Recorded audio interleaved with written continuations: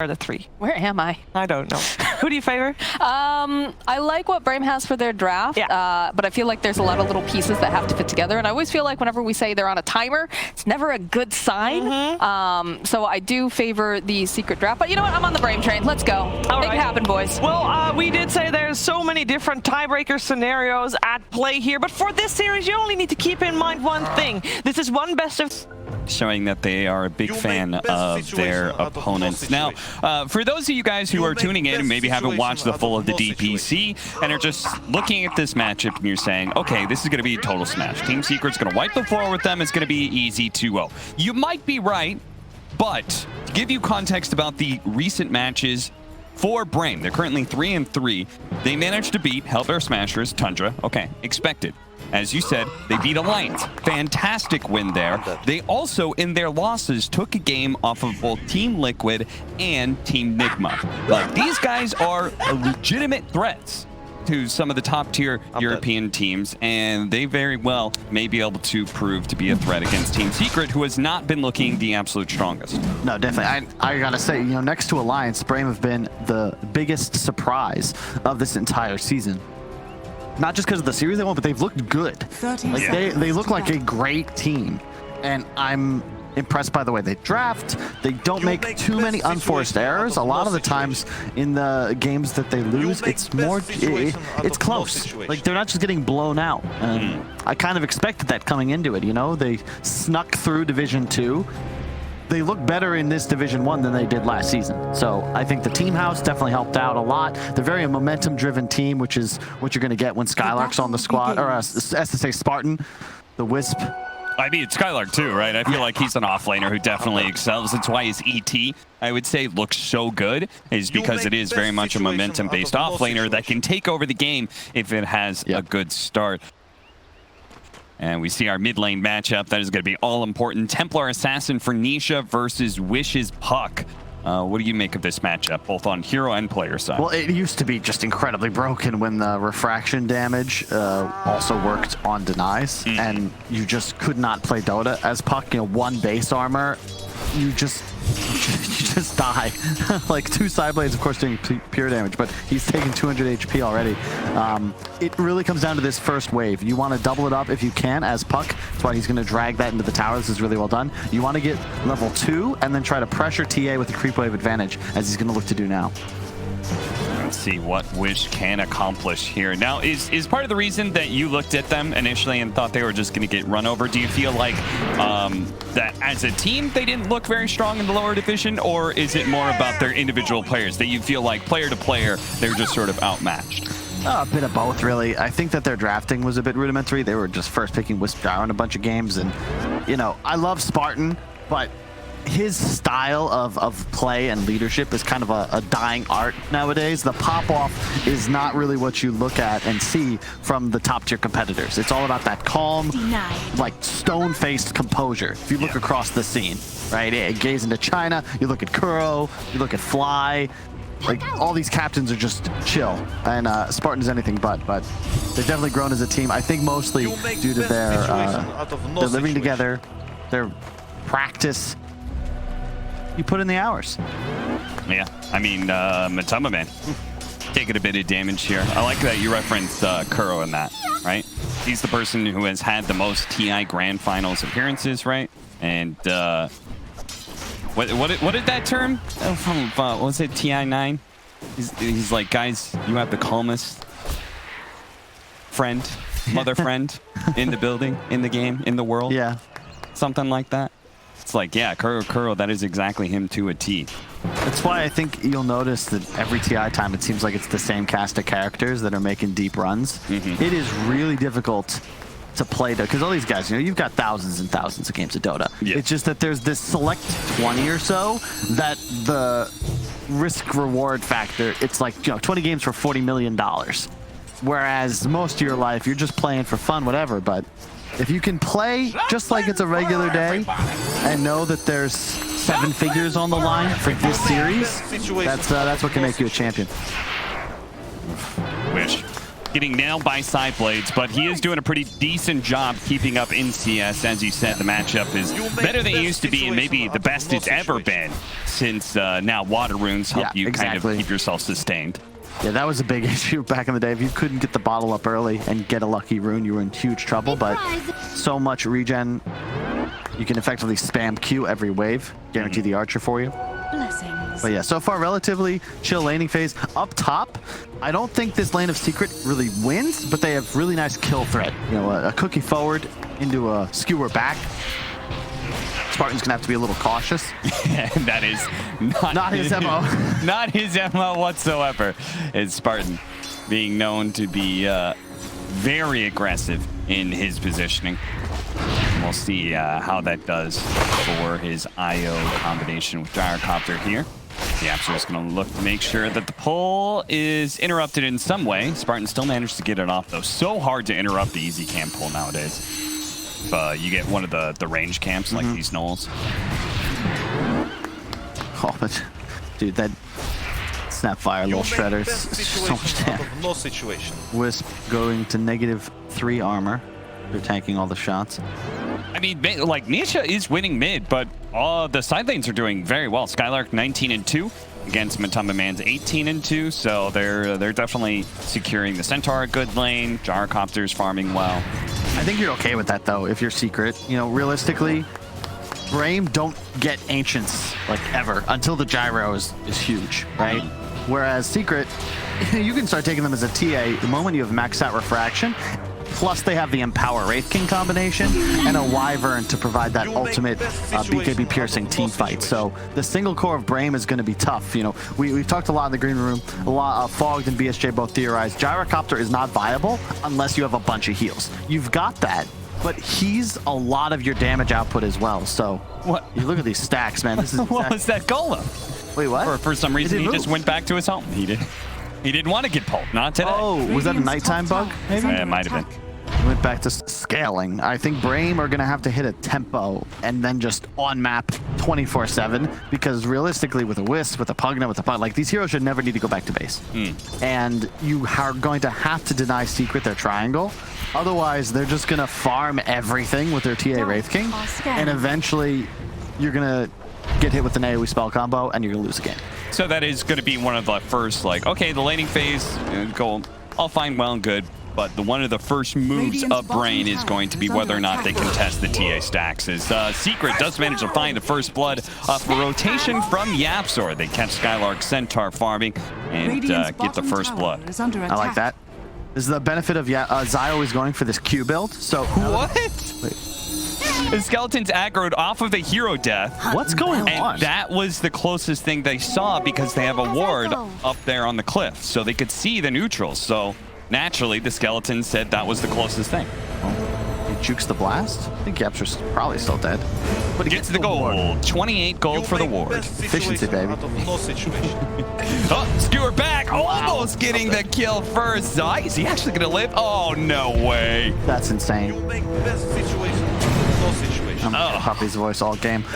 So yeah, that's the thing. When Zai goes this Q build, see, he was level 5 when Yapster rotated, so he's fine by himself. I didn't expect him to be that fine, but gotta be happy, and I think it's a dead Pugna. Yeah, he's still dead. Wow, 2-shot. The Templar. A TA trap lasting so long, and Nisha's done this a couple times now, taking the opposing easy camp away from the puck. Yep. Also a big fan of the early Blightstone. I see a lot of TAs not grabbing it immediately. It's more valuable than the Wraith Band, especially against all these low armor heroes. So glad to see him grab that early on. And already point meld might be a blink rush. Typically when we see early points meld, it's for blink purposes. Are you a bit surprised by that? No. Maybe they would just go more, just focus on farming on this TA. It is in a way a farming tool though. Like yeah, the Deso helps you clear stacks and maybe sneak a Roche, but Blink as a positional tool also gives you the ability to just farm faster, and more importantly, against heroes like Puck and Pugna, if you catch them with either Decrep or Orb on cooldown, they are dead in 2 hits. So, big fan. And it allows them to then play around this hero that can actually be active.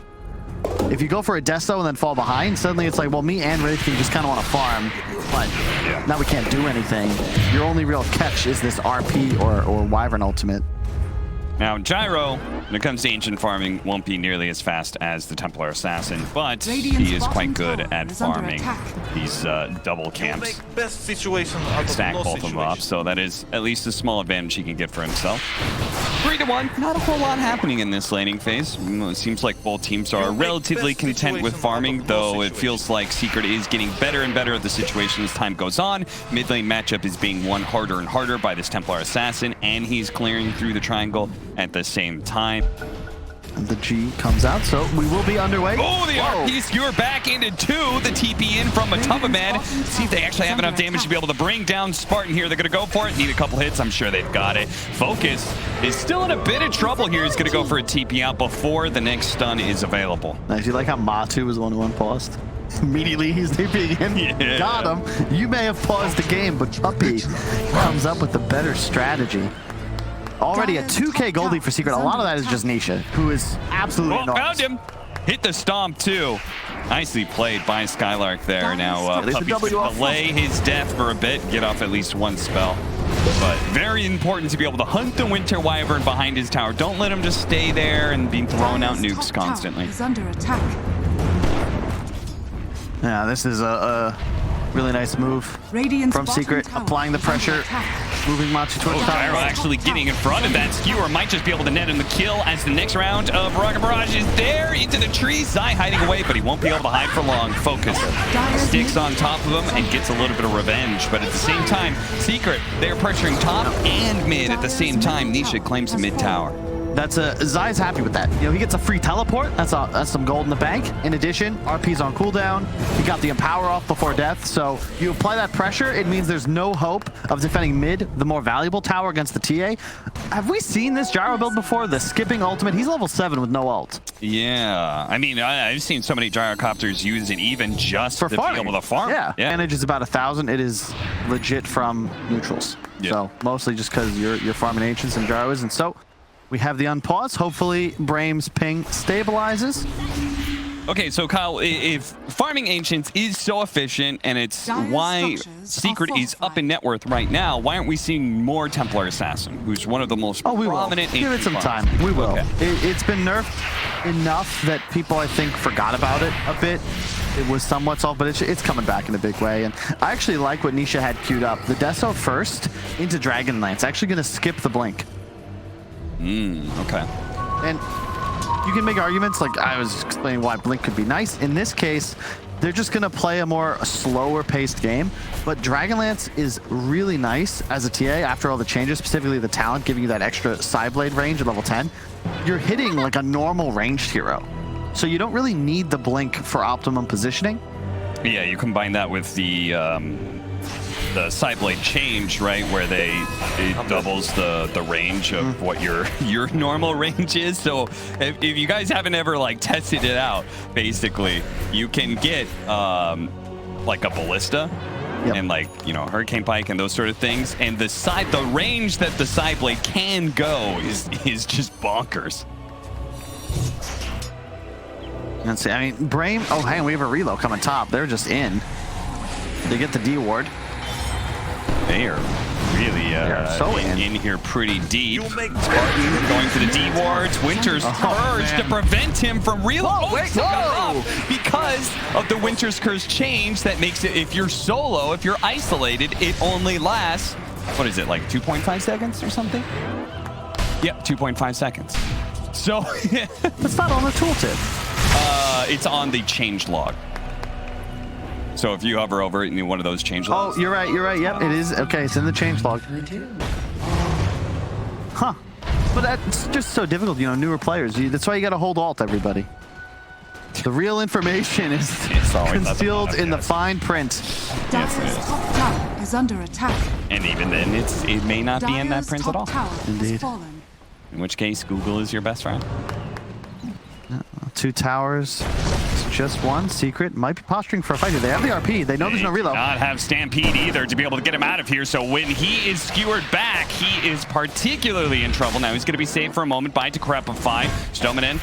Does he have any life to give? He's got a little bit to help out Skylark. They're still going to go for the RP. They're heavily investing into this one. Skylark is still not dead until finally the nuke does come through from Puppy. Stoneman stuck in the trees here. Matama Man's going to cut his way through. Life Drain heals him up a little bit, takes away that first life. Stoneman a little bit left. He's going to get one more nuke off with the Decrepify. He's actually kind of dancing around. He's going to be okay. Spartan heals him up a decent amount. Matama Man's the one in trouble here. They have the Maelstrom on the Gyrocopter. He's going to catch up to Matama Man. He's going to need some God tier toggling here. The Gyro didn't really chase him, but the relocate in front of him, that is ultimately what's going to kill Matama Man. They do not have a stun.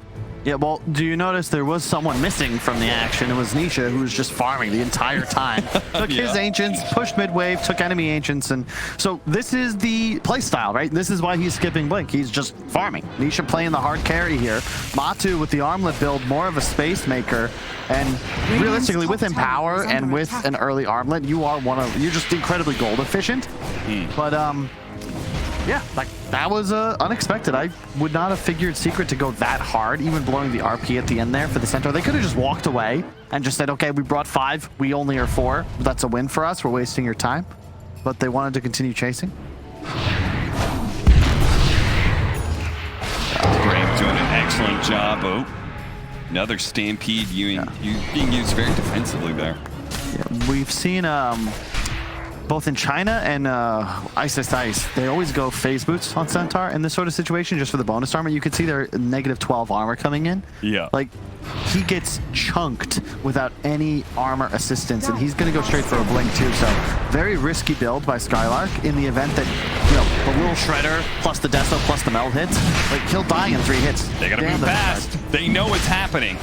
They got a successful scan, but they're just not going to get there in time. And they're just going to have to back out. It is so hard to be disciplined about being around the Roshan pit against these TA lineups. And this is why they could just do it so fast. This is why it's going to come back, because it's just such a simple game for Secret so far. Yeah, it's 5-5, but they've gained so much just because TA exists. She's taken like 10 stacks of Ancients. Now it's a free Roche. So you're just gaining all these objectives without really ever even risking anything. So, and they do have some TA answers, but that kind of ends the moment BKB is picked up, Indeed. right? So, like, Brame is going to have to do a lot in this timing between Nisha's Blink Dagger and his BKB. Yeah. I'm actually surprised he's going for, like, I guess it just feels that he's far enough ahead. He wants to have optimal positioning, actually get onto the back line. Because you could make an argument just to rush BKB and, to your point, be invulnerable, is so long as he pops it pre-stun. The Hurricane Pike also kind of helping with the whole Blink Dagger idea, right? Because there are many heroes here, the Io and the Pugna especially, who want to be able to play pretty far back, almost directly behind a hero. And you get the right positioning for some side blades, and that increased range is going to catch those heroes. Top lane. Oh, they got that off. Nice. Skewer back again. They're going to make sure the RP is used, perfectly timed with the Stampede, the Winter's Curse, just to make sure that little bit extra time. Now, he does have a blink, but because of the change that happened to Splinter Blast, it means you can no longer just blink out of that. Oh, dear.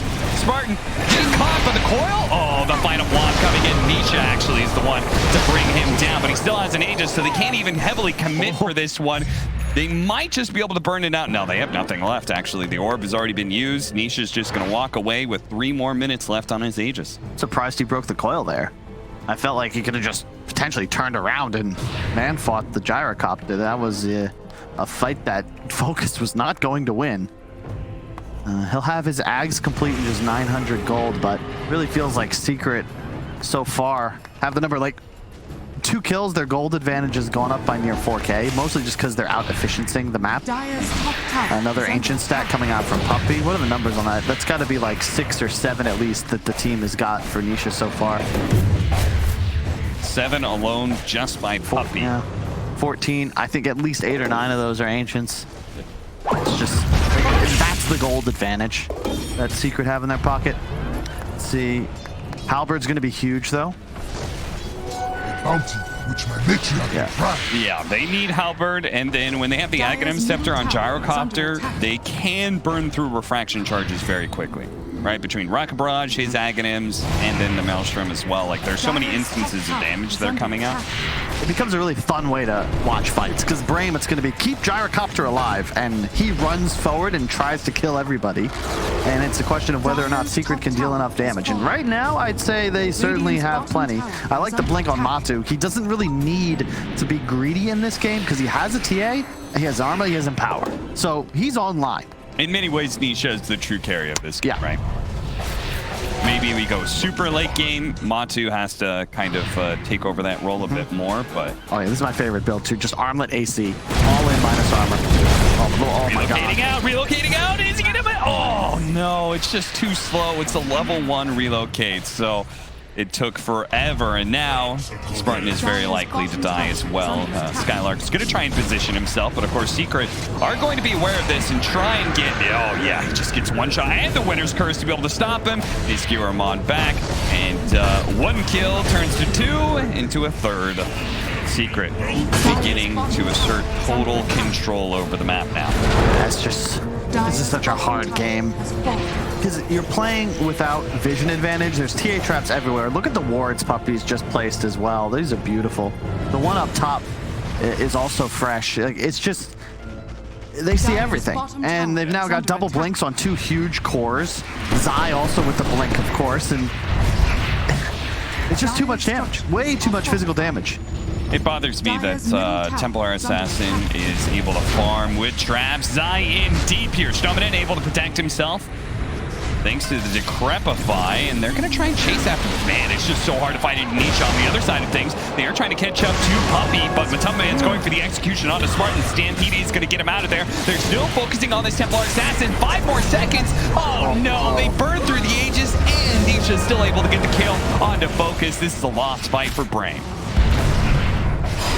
This is a Secret we kind of expected to see coming into the season. Really not the greatest performance from them, sitting at 3-3, but Brame don't know if they've really done too much wrong. They're just getting beat.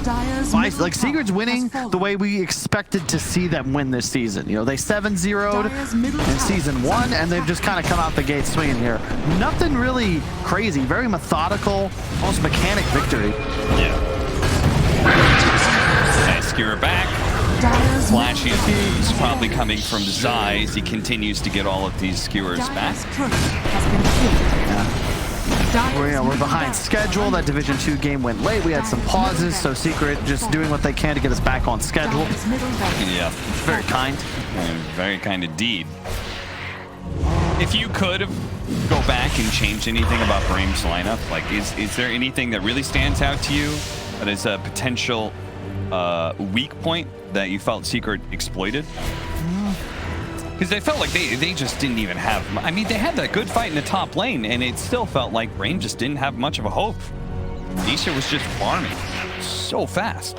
Maybe the puck? RP onto 2 with Matumbaman jumping on in, but it is still an IO Gyrocopter, and they certainly have a decent amount of sustain until Nisha comes in. Nisha, fortunately, that Meld Strike is going to be dodged down by the Decrepify. Brame reluctant to go back in, though. Even with the vision advantage, they're not going to take it. I mean, this is one of the ways I've seen Puck beaten in Asia, China and SEA, where you just grab this TA. He can't really gank bottom. Wraith King, one of the better matchups against Puck as well. Oh, you want to coil me? Well, I'm respawning. Like, you're going to blow all of your spells on a hero that has a built-in Aegis. Oh, love this. The Ags and the Shard, the Wagamama special. So Shard really cool, especially against the Wisp, because you can silence the reload. And now he's coming Where's in. the Arkosh line? He's already dead. Slash they don't have the voice back, do they? No, they should. 3 dead from Brame. Hey, what do you do? It is looking Now, very hopeless. As a note, the reason this build works for the viewers at home is because the Secret are so far ahead. Ags Shard TA is not necessarily what you should buy every single game, but when it's effectively just extra gold, you'd still be ahead even without these items. It makes you unstoppable, and when you're playing against a draft that has Wisp Gyro, this global teleport is just honestly imbalanced. And yeah, I mean, the map is completely closed out at this point. They tried to split push the other side of the map. They're like, okay, Secret's bottom, and then all of a sudden, boom, Nisha's there. Now they see, oh my god. Yeah. It was 5-5, remember? Relatively even game. 11 straight kills, and that gold graph moving up. Not quite as fast as other graphs that I've looked at this past year, but pretty fast, pretty rapid acceleration. Is under attack. Highest amount of net worth at 22 minutes on any hero. Wow. This DPC region. I'm sure you would probably be putting up a pretty good fight against all the other regions and last season as well. I mean, this is an insanely farmed EA. It's one of the better heroes as well. It's considering the position Secret's in, right? They had a rough season, but they'd like to go to the major. They don't want to drop to Division 2 potentially in the event Tundra were to win. They lose a tiebreaker if they drop this series. And heroes like TA, I think TA, Alchemist, Medusa specifically, probably the best for better teams to play with, because ultimately you just farm. And Brame, to win this game, would have had to play incredibly well, deny these Ancients way earlier, find kills, and just straight up outplay Secret for the first 15-20 minutes of the game if they wanted to take a W. Otherwise, you know, the Ancient stacks are going to happen. The Roche is going to happen, and then one fight, and the game's blown open. Waiting for Nisha to appear. There he is. Shows up on Wish with the silence put on him. Almost executes him. They're going to try and get away. He, by the way, Nisha still has that BKB. Another great trap, slowing everybody down to a crawl here. The Winter's Curse on 2. Plus, they had the RP on the other 2. They were inside of the Winter's Curse. So not much damage done, but as soon as the Winter's Curse is gone, Brame is all dead, and they're going to call the GG here. I mean, they just got whopped. 15 unanswered kills, Cap. And I mean, I don't